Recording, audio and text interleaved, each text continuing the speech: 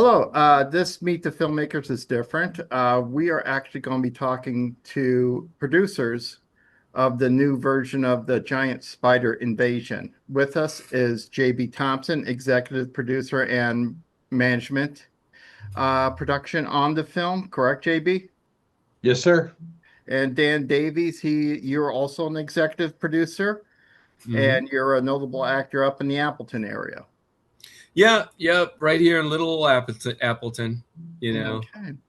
So let's begin talking about this film here, The Giant Spider Invasion. It was directed by Bill Rebane. For those who don't know, because there might be younger people here, Gen Z, millennials, who might not be familiar with Bill Rebane, one of you just kind of explain his importance to filmmaking here in Wisconsin? Yeah, Bill moved to the area and from after coming from Latvia, and he was from like kind of the Eastern European bloc countries over there. And after going through a few internment camps, he ended up moving to Chicago, learning to speak English in movie theaters there, eventually starting to do some PR, some publicity, and then doing studio stuff between the United States and Germany post World War II. Then Bill ended up doing a feature on the search and rescue team, which in Monaco was the best one in the country. So he went up there, called his wife Barbara, and said, "We're moving to Gleason, Wisconsin, and we're going to start something." And then he built the Shooting Ranch Studios.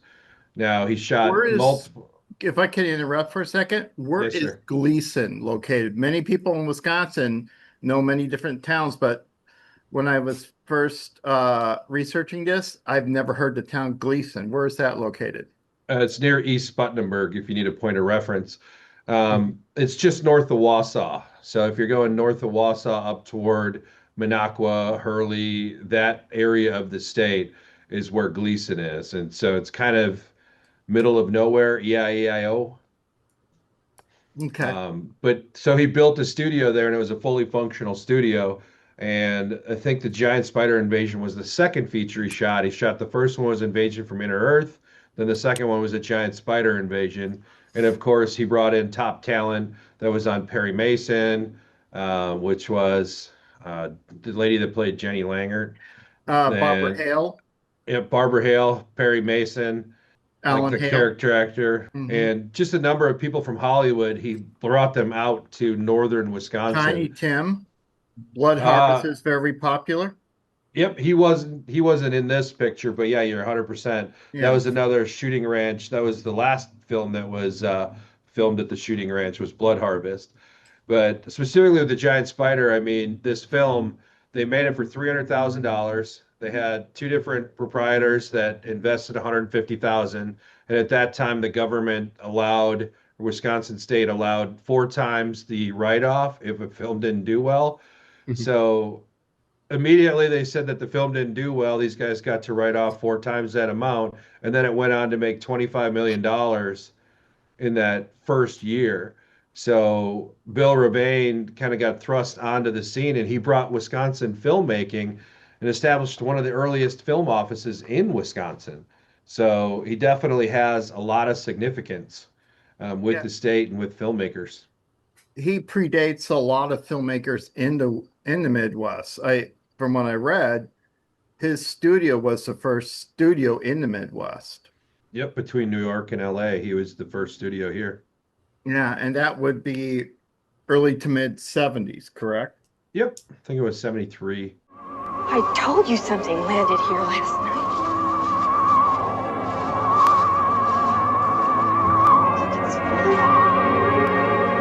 There they are. Giant Spider Invasion has a cult following because of Mystery Science Theater kind of picked it up. Episodes are in syndication, it's on streaming and all that. You can see them riffing on the film and developed a cult following. Is that correct? Or did it develop a cult following before then? Like I said, it was a top 50 release in 1975 with like One Flew Over the Cuckoo's Nest and Dog Day Summer and a few other films that were out. And it grossed 25 million. So, I mean, I think it did have, some legs originally. But then, yeah, Mhm. with the newer generation, MST3K, and Bill loves those guys. was able to bring it back on the map and then kind of get it rolling again. And the big significance about this is that it's the 50th anniversary. And, Dan Davies, Craig Knitt, myself, we were all in Saxon at Bill's house, which is like, if you go to the end of the earth and then go 5 more miles, you get there. Um, we all were talking about doing a shot-by-shot remake of the original giant spider invasion. And Bill didn't look that enthused about it. So he's like, how about we add some new footage? Joey, as small as it is here, this is all just local, small stuff. This isn't national news. You knew I was a war correspondent for 2 years. And Dan's like, heck yeah. Craig's like, heck yeah. And we were like, this is awesome. And that's where that whole journey began, to kind of update a lot of the stuff that he didn't like about the film originally and add in, Dan Davies and some other awesome Wisconsin actors that were a part of it. So it was a super cool experience, and we're happy to be bringing it to Milwaukee. You shot some new scenes for this special anniversary edition. How extensive are those new scenes, and can you give us a hint of what they are? Sure. It's about 9 to 11 minutes that we added to it. My character is a TV newscaster that's kind of a loser, alcoholic, so it's typecasting. His name is Ted Titman, and I play that. So that's the pivotal character, is kind of this opinion to give out information about where the spiders come from, why they came to the earth, because of a meteorite crashing. And it was really fun. I shot it along with Aaron Yonda from Chad Vader fame, and he plays my cameraman, and we had some other smaller parts in it too with local Wisconsin actors. But it turned out really cool. We've had a good ride with it so far, that we've been in theaters, and people really like it. It's funny, it's campy, and it's really well done. And it added, period correct footage to it, and a lot more information that Bill always wanted to get across, because people ask him, like, well, where did the spiders come from? How did you get rid of them? How did you blow them up? Blah blah blah.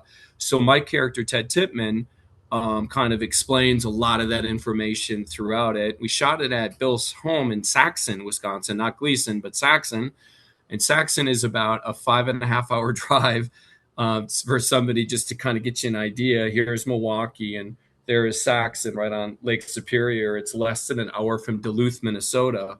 So it is at the end of the earth, literally. And so we shot it there over the summer of last summer, over not consecutive days, because we could only shoot, because of my shooting schedule for the other films that I'm in, a couple of days here, then take a month off, a couple of days here. And it was interesting. It was really fun. Bill is almost 90 years old, and he redirected it, but still sharp as a tack. But some of the eyesight and some of the things are not as good as they used to be, and that's pretty par for the course when you're 90, almost 90. So, but it was a great time that we had filming it, and people really love it. They really like it a lot, which is really cool. With that, you have new scenes. Now, I'm assuming, because of the time the film was shot in, that was shot probably 16 millimeter, 35 millimeter film stock. Did you guys shoot on film, or did you shoot digitally and try to match the digital footage to the film? Yeah, I mean, we shot everything digitally, and it was actually kind of funny because Bill, he's asking questions. Are you shooting SOF? Are you doing it? Why is your DP rolling so ahead of the scene? And it's like, well, we got ones and zeros. It's like you can shoot as much as you want. But we looked into doing film. It's just with the limitations of very few laboratories left. Mm-hmm. I mean, the inability to see stuff. With the technology that we have, we can actually go ahead and make that period footage look better, or make it look more accurate, without having to go to the great lengths of shooting it. And you even see in the original film, and going back, and now I've seen this thing probably more times than I'm willing to admit with this process, but you can see how, like, the struggles with focus and lighting and stuff like they had in the original film. And like Craig Knitt did a phenomenal job going back and really cleaning up a lot of the footage because spiders that I've seen before, you could barely see anything. And so Craig went in and almost frame by frame in a lot of places, really brightened this up. A lot of things are a lot clearer, a lot more visible, and that made it a lot easier for us to integrate this new 4K footage with the original. I should mention that Craig Knitt, we've been friends for 20 some years. He's the one that brought this to my attention here and hooked me up with you, JB, when we were shooting a Tim Lonsdale's film. Yes, sir. So he gets some credit in bringing this to my attention and setting up the screening here in Milwaukee. So thank you, Craig. Will Bill be there at the screening? We are honoring him with the pace setter to honor his accomplishments in basically being the first indie filmmaker in Wisconsin and starting. I mean, he was the first, and now there's hundreds of filmmakers in Wisconsin. Hundreds. He's a trailblazer. Bill plans on being there? Yep. As of now, I mean, God willing, I mean, the guy's 89, and like Dan said, it's about a 6-hour drive to get to where you're at or where the screening's going to be at. And he's shown up at pretty much all the other screenings we've done through like the Rogers Cinema and a number of other theaters where this is played at. So as of now, we're planning on him being there as long as he could get there, and he's in good enough shape. No, it's just it's really a fun, funny, campy, wonderful film, and it's a love letter to the state of Wisconsin. Bill always wanted it to showcase what we had to offer, our beautiful, lakes and trees and foliage and people, and it really does it in scores, and I'm really proud of it, and I got some really great response from playing this character, which was, again, he's an alcoholic loser who is in the smallest TV news station in the United States, smaller than Rhinelander even, and it's WSOS, or is it WSOL? It's WSOS, yeah. Yeah, WSOS. And that was really, really fun to do. And for me, I saw the film in 1975 when I was about 9 or 10 years old. And my uncle took me to the Rosa Theater in Waupaca, Wisconsin when it was showing. And because I loved Gilligan's Island reruns and I loved The Skipper. And now 50 years later, I get to co-star with Alan Hale, the Skipper, which is pretty heady and pretty weird. But it was quite an honor to do that. Well, let's reiterate that the film is playing September 11th at the Avalon Theater. There are links available on all our social media sites where you can get your tickets. The Avalon is selling the tickets. And the showtime is at 6:30. Bill Rebane plans to be there. And everyone's going to have a lot of fun watching it. Could I add just one more thing, Ross? Sure. One thing that really surprised me when we started this project, we really looked at it like we're comparing the 1975 version to the 2026 version. And what we found is a large percentage of audience members that are coming in have never seen the original film, never watched it on MST3K. They're coming in because it's an experience. Mm-hmm. And I mean, we've had viewers like, 7, 8 years old, which, there's some gore in it, but not too bad. But these kids are asking great questions. They're bringing things up. This 19 to 25-year-old audience is really showing up at movies, and they're coming out and they're like, this is great. They love this. They love Dan. They love the new iteration, but they don't have anything to compare it to. What's the rating on this? Just in case, so people should be aware. Yeah, it's not rated. It was originally rated PG-13, but that was at the point where you could have full nudity, and they're like, they could handle it. So there's no nudity in it. We clipped the nudity out. There's a little bit of gore. There's no swearing. A little bit of gore. But yeah, I would say PG-13. Okay. Not officially, but yeah. Yeah, we can't say that. Yeah, in case people want to bring their kids. So. The National Aeronautics Space Agency announced today that 2 small stars collided in our galaxy. But I gotta say that good looks run in your family. Well, thank you, Dave. Give me that old-time religion.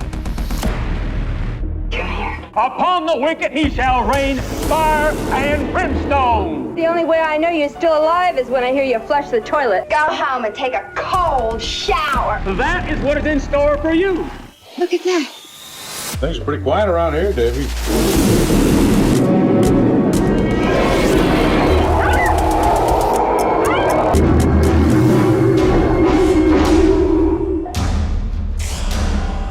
This is Dr. Langer from Montclair Observatory again.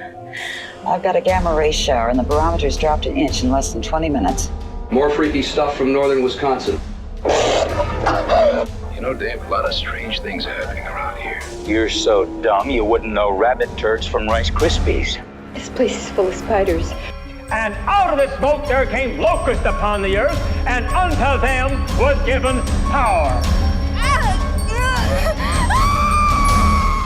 One of our local spiders. Sheriff Jones is indisposed right now. He's watching Gilligan's Island. A parallel universe with a door back and forth. Anyone anywhere near the initial impact point would be in great danger. We don't know where the spider is now.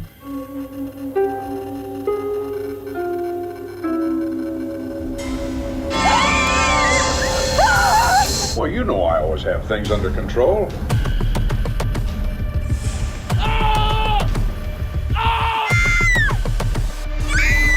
We've got a 50-foot spider out there on the loose.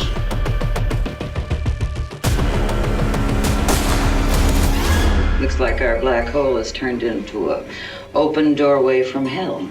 That's a giant spider. Ted, I think one of those kids is my son. Oh, he's fine.